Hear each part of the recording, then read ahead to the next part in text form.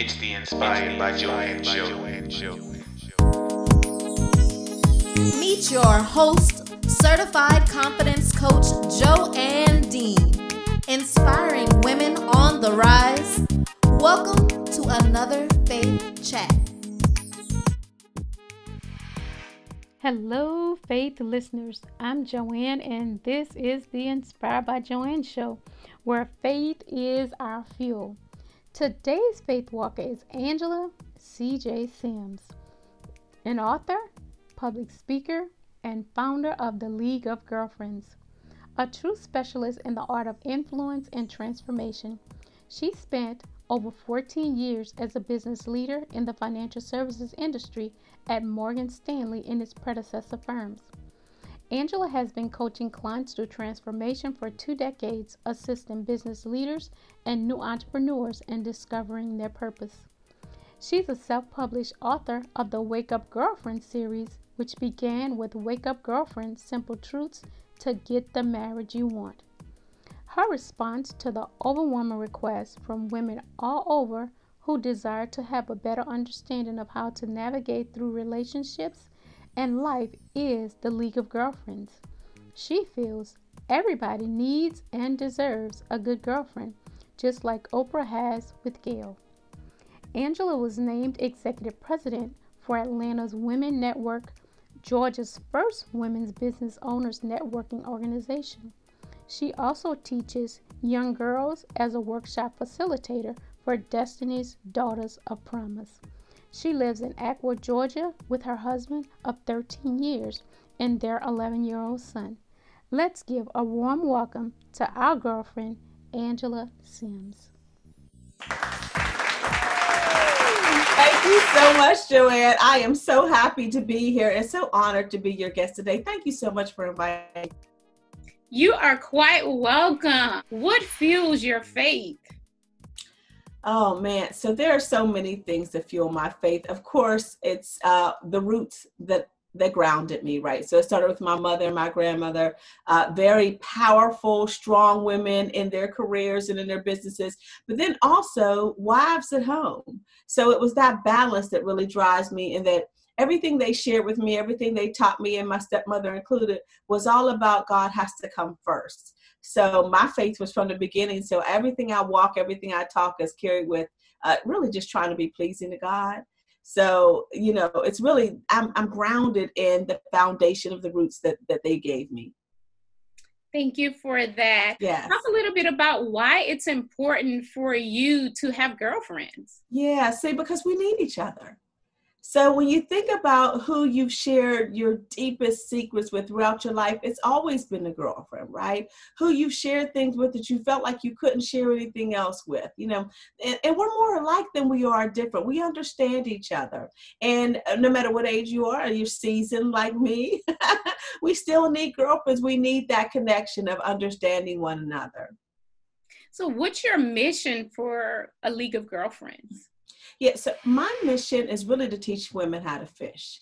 When League of Girlfriends came to me, and I say came to me because it's not something I ever would have done on my own. It was something I was assigned to do. I literally sat down at this computer where I'm speaking to you and started building a website simply because God moved me to do so. And I started putting bullets and putting buttons, and then I pushed away from the desk and looked, and I was like, League of Girlfriends, whatever, God, publish, right?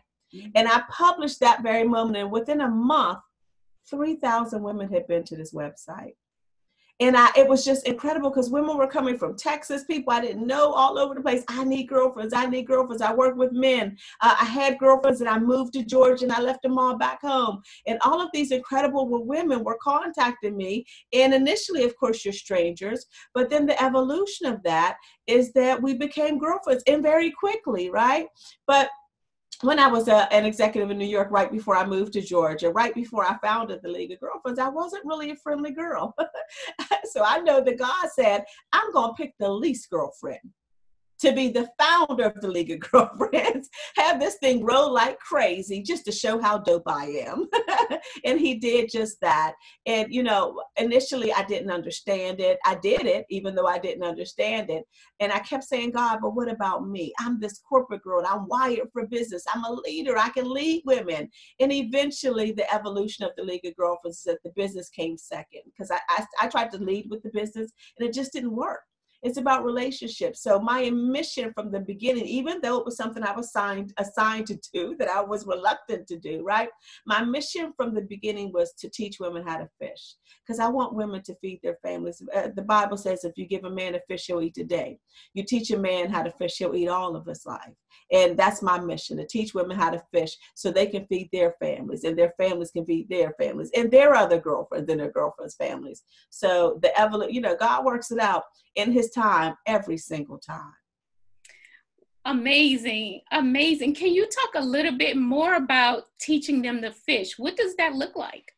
Yeah, so some of the things we offer to our girlfriends, we're a social organization. Well, right now we're socially distant, but we're a social organization where we get together for spa retreats, petties, and potlucks, and just things girlfriends want to do. And the business comes second. The collaboration of us, the collective of us, about 95% of us own businesses. And the ones that don't own businesses, they're business minded. For example, one of my charter members, which I call my board members, Sharita. She is a stay-at-home mom of 3 daughters, but she's also an engineer. You know what I'm saying? So she's not the traditional stay-at-home mom. She's business-minded. So when we get together, we get to chatting as girlfriends and spending time together, we do share our businesses. And then what I found is that these girlfriends almost exclusively refer to each other when it comes to sharing business, and they jump on each other's nonprofit boards and they join each other's businesses. And in addition, another level of that just happened. During Corona, we came up with a girlfriend's masterclass that we host for free. And the evolution of that is that now we have a girlfriend's master's leadership academy that really positions women that want to take their business on the absolute next level, who want to level up. It positions them with 8 weeks of focused professional development. And then I'm sharing all the things that I did and I learned when I was an executive in New York City. And this is something my coaches have been pushing me to do. Angie, you know, I love what you're doing with League of Girlfriends. It's incredible how it's growing, but you really need to take these women to the next level. Show them the stuff you did in corporate. Share those leadership skills that you have. And that's how I'm teaching women how to fish. Just pouring into them so that they understand sort of how to navigate life as a woman, because I've studied that art. It is a fine art. When you're in a man's world and you're trying to navigate and go to the next level and get contracts and really ask for the deal and close the deal and find the money that's left on the table, all those things take a specific skill set. And I don't have all the skill sets, but I've got other professors to come in and help us out. But we train on everything from social media to finding their avatar to, like I said, women really knowing how to close the deal. So with all the things we have in our Girlfriends Masters Leadership Academy, we are absolutely teaching women how to fish.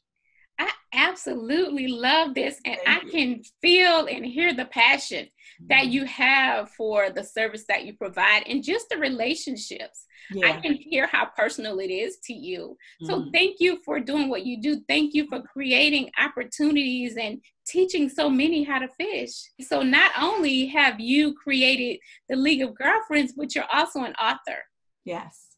Talk a little bit about what inspired that. Yeah, so to be honest with you, Joanne, when I became an author, it was just me helping a girlfriend out. I wanted to fish. She was hosting a class, Taria Vaughn, on how to write a book in 30 days. And I said, well, you know, she's having an event down to the library. Let me go support my friend. Not let me go write a book. Let me just go support my friend and I can give her some feedback because I share some coaching tips with her. I go to the class and I'm like, I could do that, you know, and essentially I did that. I went home and wrote my book in less than 30 days. And now I just published my 3rd book, actually yesterday, an inspirational journal that's called Not Just for Girlfriends, that I co-collaborated with one of my charter members from the League of Girlfriends. But I'm going to tell you what inspires me as an author is that in addition to the books that I've authored personally or been part of a collaboration that I created, I have been able to make 12 other women brand new authors for the first time. And you want to talk about inspiration, honey. It's wonderful doing things for you. But when you're able to pour into somebody else and allow them to separate themselves in their industry and in their business by being able to say, I'm an author, it's incredible. I totally agree. There is no high like watching a life being transformed. Yes, ma'am.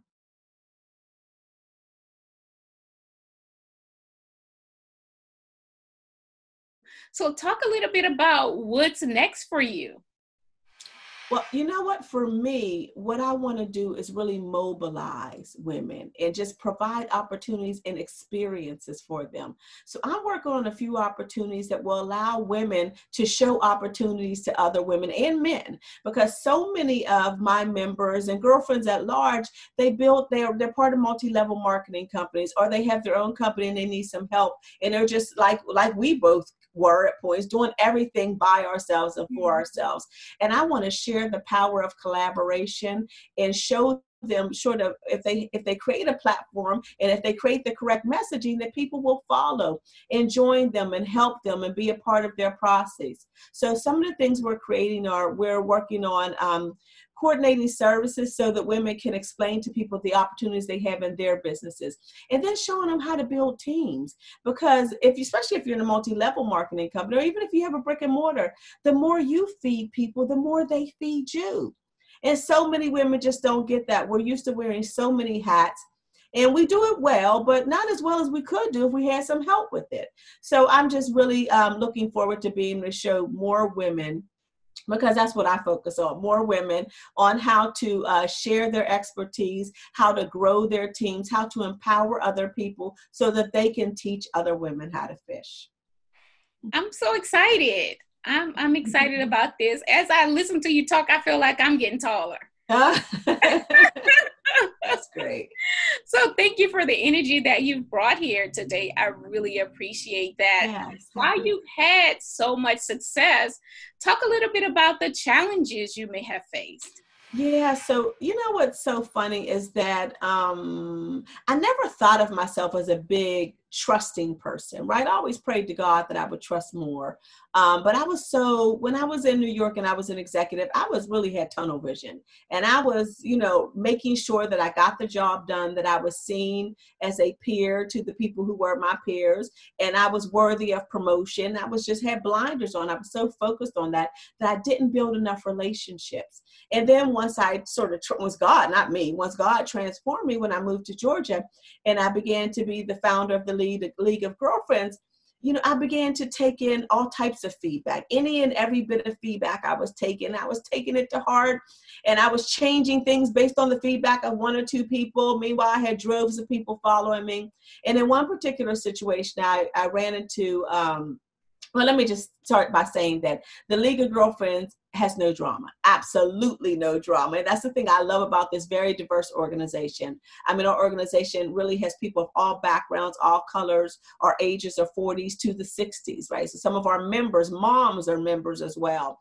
But there's a particular, when you get into leadership, and you bring other leaders in, you just have a level of expectation that they'll walk the same walk that you have, and taking feedback from sometimes the wrong people, and everybody doesn't have your best interests at heart. So I'm so honored that I have 9 strong charter members that help sort of me steer the organization. So I got myself caught in a quagmire where I had a particular young lady that came into the organization for the wrong reasons, and I assigned her to a leadership position, which really could have been devastating to the organization, just based on she wasn't driven by the godly principles that we're running the League of Girlfriends by. And it was hurtful to recognize that, but I'm so honored that I had these incredible women around me that just stood up, shielded, armored. No, not our founder, not our organization. And listen, I tell everybody, I stay in enough trouble with God. Ain't nobody gonna mess up my assignment. So, but I was just so fortunate to have people around me to shield me and to really open my eyes to what it really was and not what I had hoped it would be. So that was a challenge for me, because, you put somebody in a leadership position and you're expecting them to execute accordingly, right? when it doesn't go the way you want, it's a little disappointing. But just it's not about how you fall, it's about how you get back up. So it was an incredible opportunity for me to grow. And I'm so happy I had it. Yes, ma'am. Blessings and blessings. Talk a little bit about how you keep the harmony. You have your business, you have your family. Yeah. How do you keep the harmony as you navigate both of those things? Yeah, so the blessing in that, Joanne, is that when you think about a partnership, right, and you think about who you're going to align your life with, it ought to be a friend first. And I'm going to tell you, my husband and I have known each other since we were babies. Our moms were best friends in the second grade. We dated for a stint in college and stayed friends for years and years. So our marriage is grounded in friendship first. Because I like to tell everybody, you know, when all that in love stuff is out the door and the bills are due, can't hang your hat on that. You have to be able to hang your hat on true friendship and somebody that's like-minded. You're not going to have everything in common. But the thing my husband and I have in common is our love for God and our passion for one another's success. Right? So we are ride or die for each other. And my husband really allows me to do all the things that I do. My husband, and then he teaches my son the importance of valuing your mother and valuing what she does for us. Everything from, I can cook them some flour and turn it upside down and it'll be burnt. And they'll both be like, thank you, Mom. This is some great, this flour don't taste that good, but I love you and thank you for making it. You know what I mean? And just the level of appreciation. So the balancing is possible because of my husband, because he has been my number one cheerleader for over 20 years since we rekindled ourselves in college. You know, and one of the very first notes he wrote to me when we dated in college is, I'm your biggest fan. And he just hasn't stopped saying it since then. When he wins, I win. When I win, he wins. And having a spirit of somebody that really wants to see you do well, no matter what, and then they pour that into your children. I mean, that's where the balance comes in. And I imagine how difficult it must be for people where the partnership is not there, where the support is there, because that's everything. And that's the only way I'm able to do this, to be honest with you. Mm-hmm, mm-hmm. Yeah, I totally agree. It's all about relationship, partnership. Absolutely. Mm-hmm. Talk a little bit about how you pass on faith to your son. I know you said that, you know, in the beginning that it was the women in your family. So how do you pass that on to your son? Yeah, so I just want to say really quickly something about my mother. She's not here anymore. I wish she were, but my mother taught me and my brothers a faith, especially at such a young age. By the time my mother was 23, she had 3 children. And I'd imagine she got it from her mother and her father, but my mother taught us this insurmountable amount of faith. She didn't teach us the cup was half full. She didn't teach us the cup was half empty. She taught us that sucker's running over. Everybody can't see it, but you can. And she also taught us, and I'm going to just share with you one of my favorite Bible verses, Philippians 4:13. You can do all things through Christ that strengthens you. And my mother taught us that from a very, very young age. I mean, we would lose something to say it's a Barbie doll. Mom, I can't find my Barbie doll's pink shoes. She has to wear them because of this outfit, right? And my mother would come in and have us pray to St. Anthony. I didn't know who St. Anthony was. Pray, come on, let's pray to St. Anthony. Your shoes will come out. Your Barbie shoes will come back. And I would leave that room and I would literally forget about it. And then the shoes would show up. Now the shoes are probably going to show up anyway, right? But it's the amount of faith that she taught us that if you trust in God, all things are possible. And guess what? You can do all things. So since the time Christian was born, Christian's my 11-year-old boy. Christian, most people don't know his name is Christian because we all call him Smooch. He was born 2 pounds and 3 ounces. And I spent my entire maternity leave in the hospital with him. And, you know, crying when I went and crying when I left. And people think that because we have faith and because we're Christians, that everything is hunky-dory and, oh, we just got it all wrapped up. And no, ma'am. No, ma'am. Everybody's faith can be shaken. Everybody can be in turmoil and be challenged and question God and wonder why me, even though God says, why not you? So with my little baby in the hospital, 2 pounds and 3 ounces, from the moment he was in this world, I prayed with him. I talked to him and I told him, you can do all things. So if he were to walk in here right now, and I do live videos every day, and sometimes he sneaks in and I'll put him in the video, not put him physically, but I'll say, hey, Smooch, how many things can you do? All things. Mommy, can you do 5 things? No, ma'am. Can you do 40 things? No, ma'am. Can you do 563 things? No, mommy, I can do all things through Christ that strengthens me. And I just took a page out of their book and I just poured right in the Smooch, and he's got it. I love that. I love that, Angie. Oh my goodness. And yeah, I have seen him pop in the videos. Yeah. I have seen you put him to work. Yes, honey. Yes.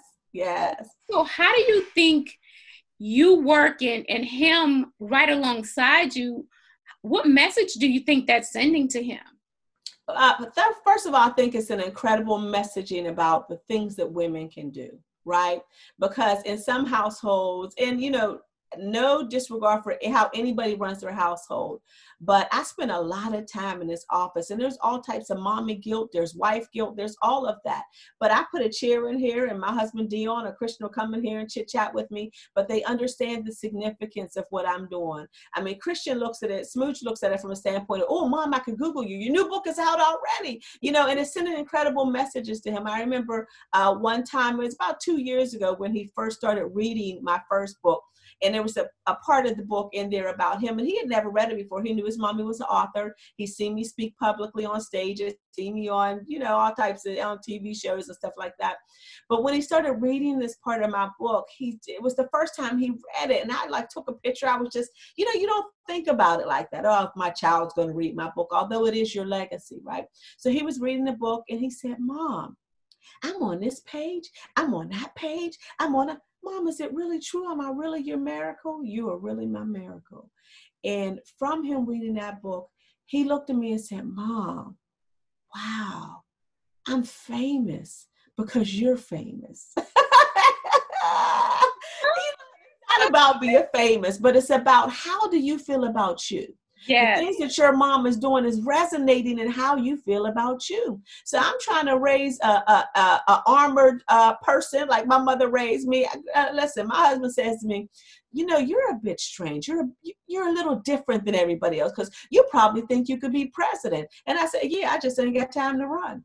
You know what I mean? Because that's really what my mother poured to me, that there's nothing that I can't do. And I believe with all my heart, and I pray that Smooch is humble with it, but understands that he can do. There is nothing he can't do, and he can absolutely do all things through God that strengthens him.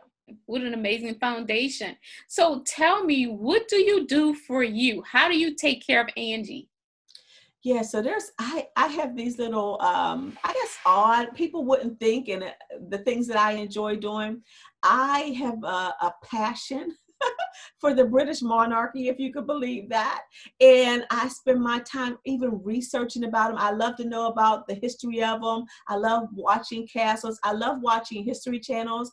I love watching, knowing stories about families. Like there's a show that used to be on called American Castles, and it would tell the evolution of families up until this time. I love studying Black history, and I love serving, to be honest with you. So some of the things that I do, and this is not directly, it's not like getting a pedicure, but something that really moves my soul is being able to teach young people. And I am a workshop facilitator in this program called Destiny's Daughters of Promise, where I teach young girls at risk. And I teach, my particular class are middle school girls and high school girls. And occasionally I'll teach the elementary school girls. But being able to pour into young people who have so much information, access to so much information, but such limited information that they actually have, right? So I was talking to my girls before school ended, and we were talking about civil rights, and it was Martin Luther King's birthday, I believe, and they had no idea what the March on Washington was. Still my heart, right? And I love pouring into them and really helping them to understand life, and that there's so much that they can be in their lives, and it goes beyond just the typical, and these are great careers to have as a teacher, as a lawyer, as a doctor, but there's so many other things they can do as well, and that they can use their own level of creativity to be whoever they want to be as well. And then there's, of course, other things. I love going to the spa and stuff like that. And I love shopping because I'm also a wedding planner. So I love shopping for decorating things as well. So those are some of my passions. I'm really quirky with it, though, with the British monarchy and stuff like that. Those are the type of things I really love. Oh, it really does sound amazing. And thank you for pouring into the lives of young women. Yeah, it's important. It's important. They'll be taking care of us pretty soon. So absolutely. Yeah. So is there anything else you want our listeners to know? Well, the thing about it is that we all have the ability to affect somebody else's lives. So whether it's through my books, whether it's through the live shows that I do every day, whether it's just through conversations, you have no idea how your words can change the life of somebody. I can go back as far as when I first got married. My husband had children before he and I had children, before I'd ever had children. And I was a product of, I had a stepmother since I was 7 years old. So I was a product of a broken home. And I remember before I got married, I was making all this money. I was doing these incredible things. And my thing was I wasn't going to marry anybody with kids because I didn't have to, right? But then my mother said to me, my mother raised everybody's children's children, right? When I talked to my mother about my husband, I said, well, he's talking about getting married. And she said, why don't you marry him? Like, he has kids. She was like, so? And I was like, yeah, so? So all of the hurts and the successes and the wonderful times I had being a child as a product of a broken home and being a stepchild and knowing what the stepchild part feels like and knowing what the love feels like from a home that's not your everyday home, I was able to transform that into being what I like to call I don't even call myself a stepmother, an incredible other mother, and I believe that it takes nothing to give love. My mother taught, it takes nothing to love a child. If it's your husband's child, if it's your boyfriend's child, if it's your friend's child, I just give out love like it's being given to me, right? And even if it's not being given to me, it's just so important to share love with people. There's a girlfriend out there that is suffering. There's an aunt you haven't talked to in a long time. There's somebody you went to middle school with that you just thought about them. That somebody came to my mind. And then the next time you hear about them, you're not able to talk to them anymore. I just encourage people on a daily basis. When people come to your mind and when things come to your mind, stop saying something told me, because it's God that told you that. Like, stop that. Stop. Oh, something told me that I ought to, buy cupcakes for the homeless. Something didn't tell you that God told you that. So I encourage people to act. Call somebody. Somebody needs to hear your voice. Love somebody. Somebody needs a kind word. They need to know that you think their shirt is pretty. They need to know that you think that their hairstyle is dope. They need to know that you appreciate the fact that you opened the door for them to go into the grocery store. Just share love with people because it's free. It's free. Wow. I can't believe that was your final words. And I say that because all this week and even this morning at 5 o'clock, I just kept hearing, with loving kindness have I drawn thee. And so thank you so much for being here today.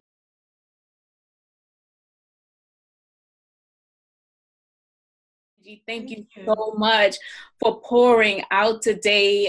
It has been a blessing to me, and I know that it will be a blessing to those that will view this podcast wherever they are. I really appreciate and love you. I really do. Thank you too much. Thank you so much, Joanne. Thank you. Until next time, continue to walk by faith. Take care. Thank you. God bless you. Thanks for tuning in. Be sure to subscribe and click the notification bell for new content. Leave a comment or simply introduce yourself. I'd love to say hi. Until next time, continue to walk by faith. Take care.